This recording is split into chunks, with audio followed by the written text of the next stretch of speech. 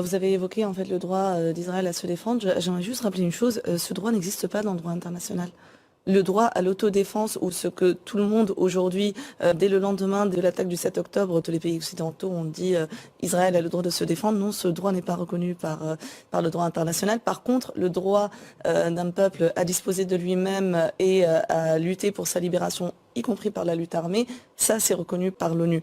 Israël n'est pas un État qui a été envahi par un autre État pour invoquer une légitime défense. C'est un État occupant. Selon le droit international, Gaza est sous occupation depuis 67, même si les militaires ne sont pas physiquement présents dans la bande de Gaza. Et donc ce que fait Israël ne peut pas être présenté comme de la légitime défense. Où vont partir toutes ces personnes-là? Parce que quand on dit on prévient les civils avant de les frapper, déjà grand seigneur, je veux dire, est-ce que si Poutine avait prévenu les Ukrainiens avant de les bombarder, est-ce que ça aurait rendu les choses moins graves? Et puis ils les préviennent pour qu'ils partent où en fait? Parce que c'était ça le discours à la base, partez du nord, allez vers le sud, et même pas dans le sud, c'est sur le chemin, ils ont été bombardés et tués. Et puis c'est une prison à ciel ouvert, Gaza, vers où ils vont partir, puisque absolument tout le territoire aujourd'hui est bombardé. C'est ça, une carte intéressante.